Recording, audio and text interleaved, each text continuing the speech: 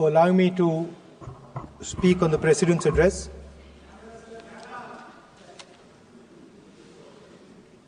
Camera. Thank you. Double thank you, sir.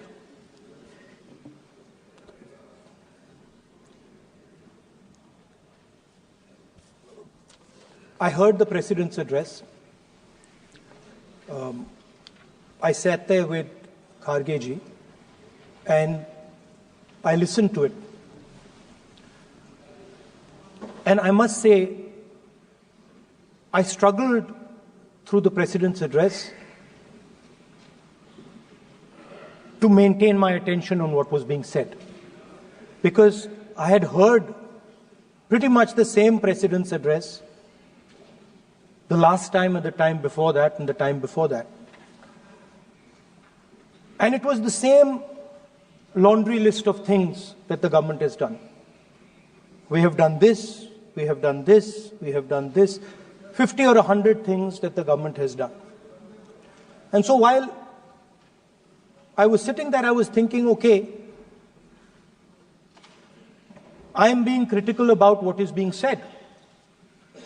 And I am saying that this is not the type of President's address that should be delivered.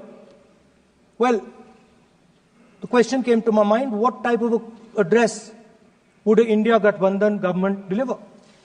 How would that address be different than the address we heard? Because it's no point me saying that it is a laundry list and then not providing an alternative idea. And so today I would like to lay out some dimensions of what an alternative address would look like, what the India Gathbandhan would probably focus on, and where we would lay emphasis. The future of this country is going to be decided by the young men and women of this country, the youth of this country. So I think anything we say has to be addressed to them, has to be spoken to them. The first thing in front of us, and this is something I'm sure the Prime Minister would accept and pretty much everybody in this room will accept, is that even though we have grown fast, we are growing slightly slower now, but we are still growing.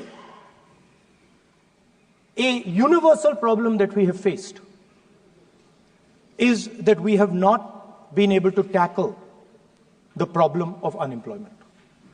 No, neither the UPA government nor today's NDA government has given a clear-cut answer to the youth of India about employment. I don't think anybody in this room will disagree with me. I'll give a little statistic for the Prime Minister. The Prime Minister, something I would agree with directionally. The Prime Minister proposed the Make in India program. I think a good idea. We saw the statues, we saw the functions, we saw the so-called investment, and the result is right in front of me. Manufacturing fell from 15.3% of GDP in 2014 to 12.6% of GDP today. That is the lowest share of manufacturing in 60 years. I'm not even blaming the Prime Minister, because I think it would not be fair to say he didn't try. I could say that the Prime Minister tried, and I think conceptually Make in India was a good idea, but it's pretty clear that he failed, because manufacturing went from 15.3% of GDP to 12.6%. So the first question that any alternative vision would answer to the youngsters of our country is, okay, what and how are we going to solve this problem of employment. Any country basically organizes two things. You can organize consumption, and then you can organize production. Modern way of saying organizing consumption is services. Modern way of saying organizing production is manufacturing. But there is more to production than simply manufacturing. For example, agriculture also is about production. Now, pretty much every government since 1990 has done a decent job on consumption, on organizing consumption. Which are the companies that organize consumption? Uber organizes consumption. Reliance organizes consumption. Adani organizes consumption. But we have, as a country, failed in organizing production. We have excellent companies that try to organize production. They are the Mahindras of this world. They are the Bajajs of this world. Part of Tata's organizes production, but the record of the country on organizing production is dismal. And essentially what we have done is we have handed over the organization of production to the Chinese. So this mobile phone, even though we are saying we make this mobile phone in India, that is not a fact. This phone is not made in India. This phone is assembled in India. All the components of this phone are made in China. The network that has produced this phone is made in China, is owned by China. So every time we use a phone, every time we wear a Chinese shirt, a Bangladeshi shirt, every time we wear a pair of Chinese sneakers, we are paying a tax to China. Because some Chinese youngster is earning a salary to make or to produce that product. So the first message I would give in a presidential address would be that India has to focus completely on production. Because if we do not focus on production and we continue to focus only on consumption, we will find that we will run huge deficits, we will increase inequality, and eventually we will run into a serious problem. Social problem because of unemployment, which we are already facing. If you look at the numbers of the amount of people who are in jail, if you look at the numbers that are spent on internal security, if you look at the numbers spent on our police forces, they're all spiraling. They're all rising. And everybody understands that social tension is on the rise in India. So now the next question comes, okay, so where is this employment going to come from? What is India going to produce? And for that, I'd like to tell all the youngsters of this country that there is a revolution taking place, an exciting revolution. The world is transforming completely. And the change that is taking place, at the heart of the change that is taking place, we are moving from the world of the internal combustion engine to the world of the electric motor. We are moving from petrol to batteries. We are moving wind, solar, potentially nuclear energy. So our entire way of moving is changing. And this is going to change every single thing. It is going to change warfare. It is going to change medical treatment. It is going to change education. It is going to change how we eat. It is going to change every single thing. Now, the last time there was a revolution, called the Revolution, the government of India had a clear focus. We looked at that revolution. It was the Congress government. We looked at the revolution and we decided clearly that we are going to focus on the development of software. And we rode the wave of that revolution. And today you can see the result. I remember people laughing. I remember people laughing when the computer was being talked about. You mentioned Mr. Vajpayee. I respect Mr. Vajpayee, but Mr. Vajpayee gave a speech saying that computers are of no consequence to India. So What is important when there is a revolution? What is important is that you understand what are the drivers of that revolution and where exactly do you need to focus, where exactly do you need to sit in that revolution. I said that this revolution is going to change everything. And I want the youngsters in this country to think about it. There is a war going on in Ukraine. The war in Ukraine is actually a war between the internal combustion engine and the motor, the electric motor. The electric motor is inside the drone, the engine is inside the tank. And if you look at what is going on in Ukraine, the tanks are dying by the thousands. And small little drones with electric motors, small batteries, not much bigger than that. The electric car is a motor. The electric car is batteries. The electric car is cameras. Robots are exactly the same thing. Robots are electric motors, multiple electric motors with cameras, with batteries. And this is what the revolution is going to look like. So there are basically 4 technologies that are driving this entire change in mobility. Electric motors, batteries, optics, and then on top of that, you can apply AI. Now people, I want to tell the youngsters of this country, people talk about AI. But it's important to understand that AI on its own is absolutely meaningless. Because AI operates on top of data. Without data, AI means nothing. And if we look at data today, there is one thing which is very clear. Every single piece of data that comes out of the production system in the world, the data that was used to make this phone, the data that is used to make electric cars, the data that is used to make basically all electronics on the planet today is owned by China. And the consumption data is owned by the United States. In China, the consumption data is owned by China, but in India, companies like Google, companies like Facebook, companies like Instagram, X, they own our consumption data.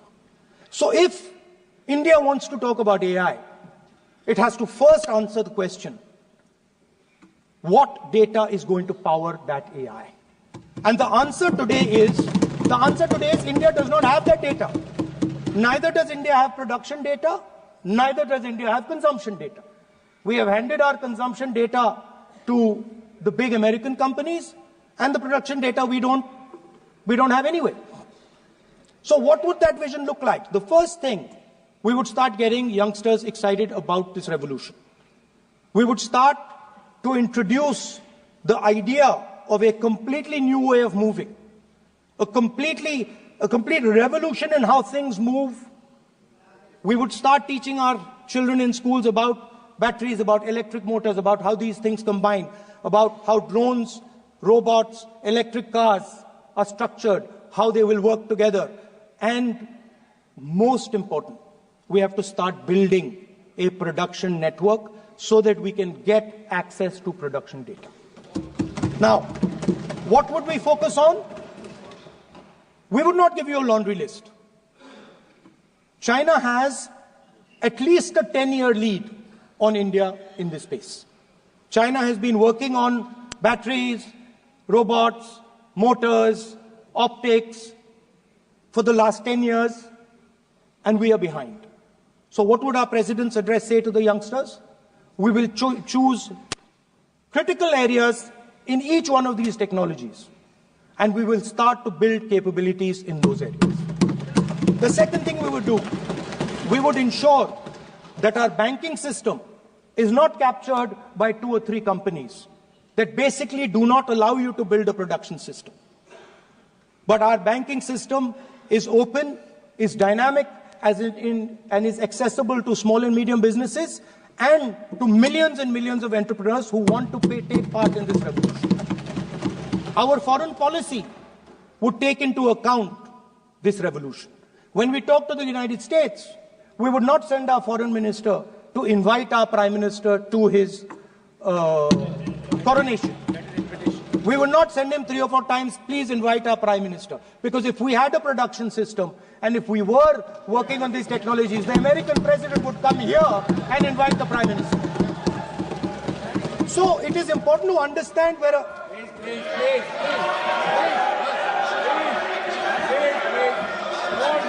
Without foreign policy.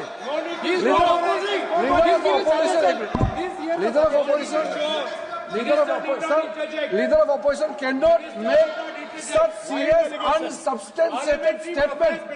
This is related to the relation between two countries, and he is making an unverified statement about invitation of the Prime Minister of our country. Is better than our dignity.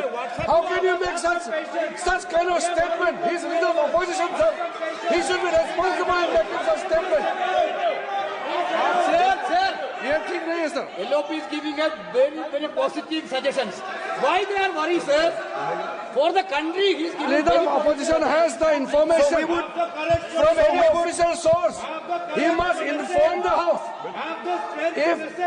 If leader of opposition has the information, please inform the House. Okay. Who has told you that foreign ministers visited for the purpose which you have mentioned? You must specify it. So, I'm sorry that disturbed you, that question. I apologize for disturbing your peace of mind. It's okay. I've apologized. I've apologized for disturbing your peace of mind. I'm sorry. Apologize for lying to the House. ऐसा नहीं होता है. तो serious होना चाहिए leader of opposition को. कम से कम देश के मामले में तो एक हो.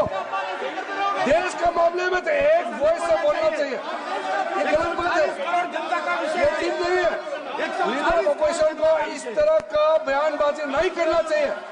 ये गंभीर विषय पर चर्चा चल रही है. So we would start by telling our young men and women that they have to be at the forefront of this revolution. We cannot afford that the Chinese are at the forefront of this revolution. Number one.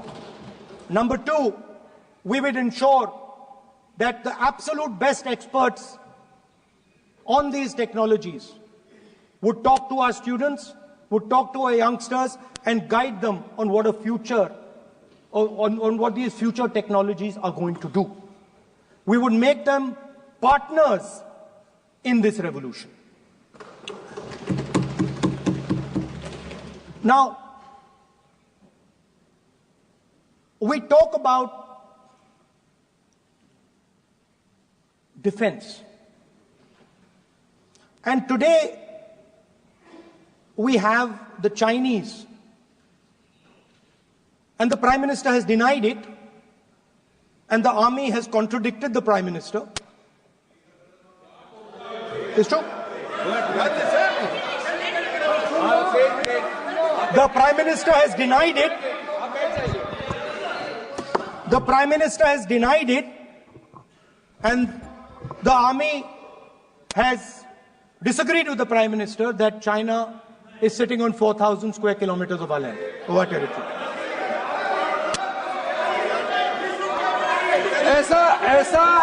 ऐसा इस सदन में अब मन चाहे बात नहीं बोल सकते हैं.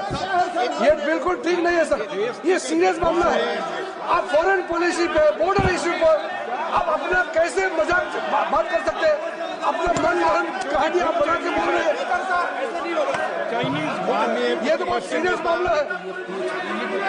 विदेशी प्रतिपक्ष के नेता जो आप विषय बोल रहे हैं, जो विषय आप बोल रहे हैं, उसके तथ्यों को Let me speak.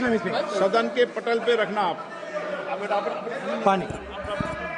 अनुरोध है लीडर ऑफ अपोजिशन बोलिए, हम लोग शांति से सुनेंगे.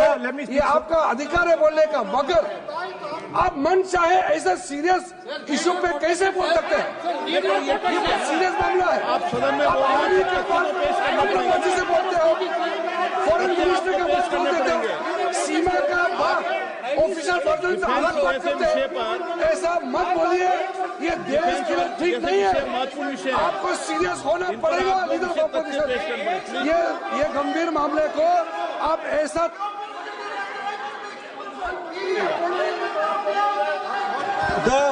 The Prime Minister The Prime Minister has denied that Chinese forces are inside our territory, but for some reason, our army keeps talking to the Chinese about their entry into our territory, and our Chief of Army Staff has said that the Chinese are inside our territory. This is a fact. This is not invention, this is a fact. Now, but the reason China is inside our territory is important. Because people think that wars are fought between armies and their weapons. But the fact of the matter is that wars are fought by industrial systems. The fact of the matter is that China has an industrial system that is far stronger, far bigger than our industrial system. And that is why they have the guts to come inside this country. The reason China is sitting inside this country is because Make in India has failed. The reason China is sitting inside this country is because India is refusing to produce. And I am worried that India is going to give up this revolution to the Chinese once again. The reason I made this reference is because everything is connected. If and when we fight a war with China, we will be fighting with Chinese electric motors, Chinese batteries, Chinese optics, and we will be buying Chinese motors, Chinese optics, Chinese batteries. It is a non-sustainable proposition. That is why for our security, for the future of our children, for the future of our country, we have to build a production system, and we cannot allow this revolution to go by. Now, the next step, we have a strategic partner called the United States. The partnership should focus on how India and the United States can work together to take advantage of this revolution. That is what the conversation should be on. Please understand that India is as important as the United States for the simple reason that they cannot build an industrial system without us. They cannot build a production system without us. No matter what they say, the Americans simply cannot do what India can do because their cost structure is much, much, much more expensive than ours. We can build things that the Americans would never imagine. India can do that. So that would be the first part of a president's address. We would talk to the youngsters in India and say to them, we want you to be partners in this revolution. We want to change the Indian banking system so you can have access to it. And we believe in you, we trust in you, and we believe you can take on the Chinese. That's the first part. The second part would be about participation. We have done a caste census in Telangana. And what we have found is shocking. Almost 90% of Telangana is either Dalit, Adivasi, backward, or minority. Almost 90%. And I am convinced that that is the story across the country. I am absolutely convinced that the OBC population of this country is not one less than 50%, possibly 55%. 16% are Dalits, 9% are Adivasis, 15% are minorities. Last budget, there was a photograph. You remember the photograph? Of course. वो मक्खन बांटने वाली, हलवा बांटने वाली photo. मैं हैरान हो गया कि इस बार फोटो ही हटा दी. हलवा खिलाया मगर दिखाया नहीं किसको खिला रहे. Please. So at the center of any new development paradigm for this country, which runs parallel with the production paradigm I spoke of, which works together with the production paradigm I spoke of is the participation of lower castes, OBCs, Dalits, Adivasis in the wealth of this country. If we look at the largest corporates in this country, they're all owned. None of them are owned by OBCs. None of them are owned by Dalits. None of them are owned by tribals. If we look at the biggest media companies that support the Prime Minister, every day we see the Prime Minister's pleasant face, smiling face on these media. None of them are owned by OBCs. None of them are owned by Dalits. None of them are owned by Adivasis.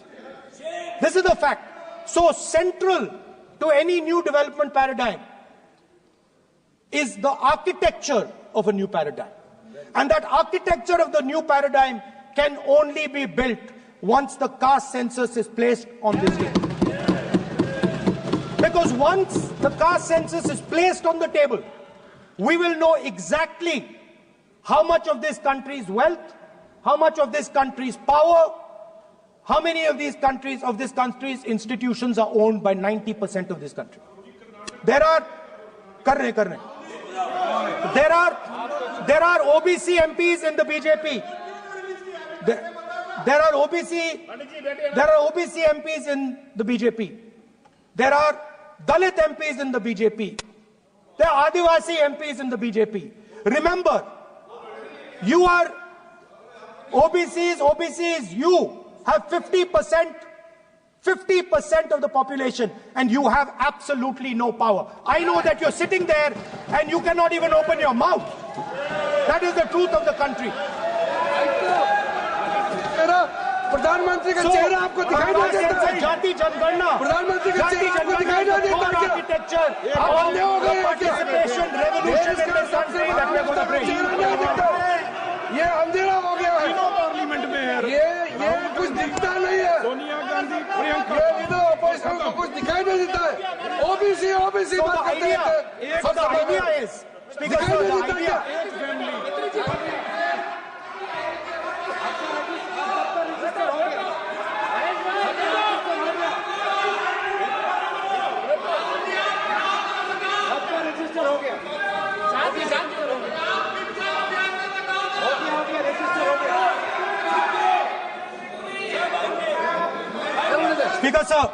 Speaker sir, so the idea is, on one side, allow India and the Indian youngsters to participate in the coming mobility revolution.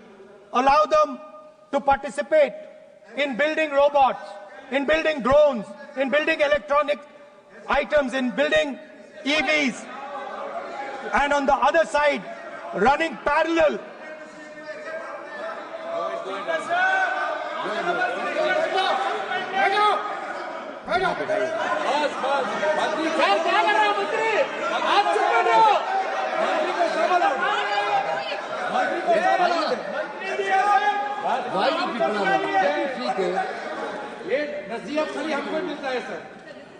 मैंने उनको ही मना the country, Speaker sir. ऐसा नहीं है। So, आप भी बहुत disturbance करते हैं। Okay, Speaker sir. So parallel ideas. One idea: participate in the mobility revolution. Whether you're thinking of economy, weapons, production, healthcare, India should participate in this revolution. India should become the master of the electric motor, master of the battery, master of optics, and master of AI applied on top of that production system. Now imagine the power of AI when we apply it to the caste census. You imagine what we will do with AI and what we will do with the social revolution in this country when we start to apply AI on the data that we get from the caste census. So we are going to run a parallel track. On one side, participation, revolutionizing the participation of Dalits, OBCs, Adivasis in the ruling of this country, in the institutions of this country, in distribution of wealth of this country. And on the other side, parallel track, challenge the Chinese, and participate in the revolution and defeat the Chinese in electric motors, batteries, solar panels, and wind. So that is the first two parts of any presidential election address that any India Gathbandhan leader would give you. The final, of course, we go back to the Constitution. This, our favorite, just like the production system is a weapon, just like Jati Jangarna is a weapon of transformation, this is what the entire architecture is built on. I remember before the elections, all of you were saying 400 par, and you were saying you would change this. And then I was glad to see that the Prime Minister walked in and then was forced to bow his head in front of the Constitution. It was a moment of pride for all Congress people that we had explained to the Prime Minister and to the whole country that no force will dare touch this. I know that the RSS has never accepted this. Mohan Bhagwatji has said that India didn't get independence in 1947. He has said that this constitution is meaningless. I know that that is at your heart. We will never let your dream come true. This constitution is going to rule India always. Now, एक minute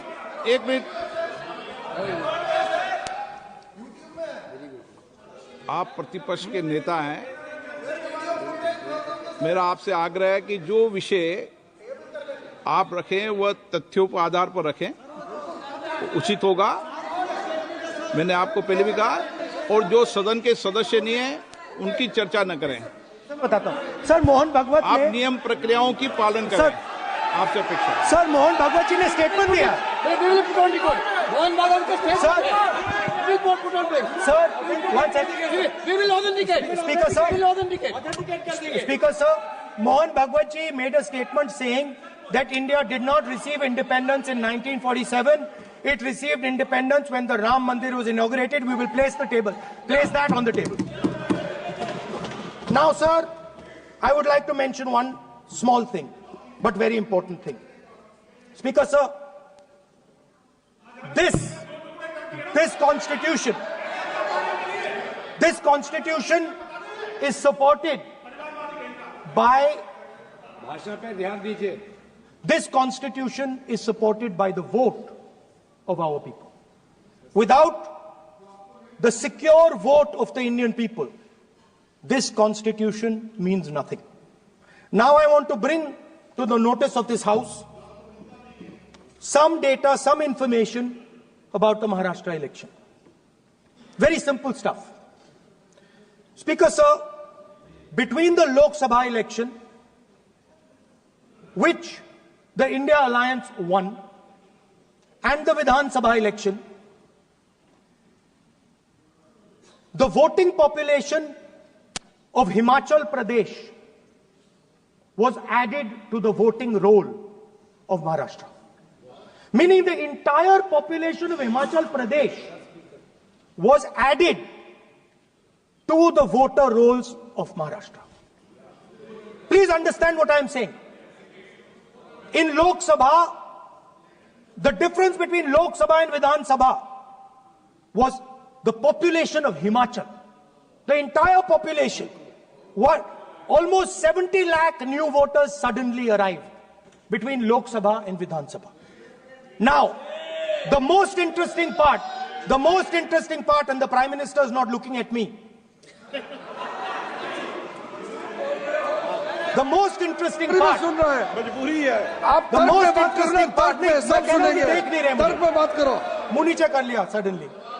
most interesting part is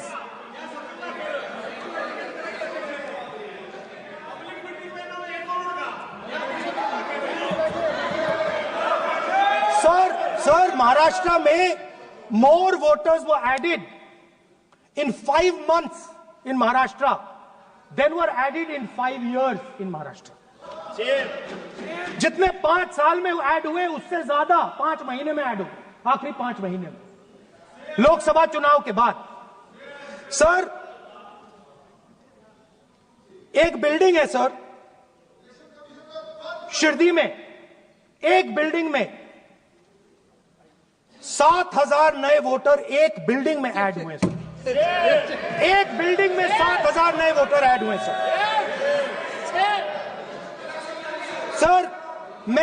मैं कोई आरोप नहीं लगा रहा हूं, मैं कोई आरोप नहीं लगा रहा हूं। मैं सिर्फ ये कह रहा हूं सर कि ये इसमें कुछ ना कुछ प्रॉब्लमैटिक है कि हिमाचल प्रदेश जितने बड़े वोटर्स लोकसभा के बाद जादू से आ जाते हैं। अब हम क्या कह रहे हैं, हमने इलेक्शन कमीशन से रिपीटेडली कहा है कि हम आरोप नहीं लगा रहे हैं, आप एक काम कीजिए, हमें लोकसभा की वोटर लिस्ट दे दीजिए, नेम एड्रेस और इलेक्ट्रॉनिकली दीजिए, और विधानसभा नहीं है। नहीं सर, नहीं नहीं नहीं नहीं नहीं नहीं स्पीकर सर वो सब वेबसाइट पे रहती है, सब जानते हैं, कभी भी कोई निकाल सकता है। स्पीकर सर मैं समझा देता हूं सर। स्पीकर सर वो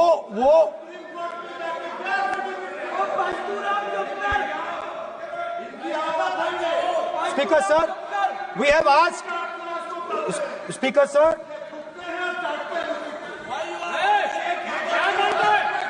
Speaker sir, we are asking this question. We are asking this.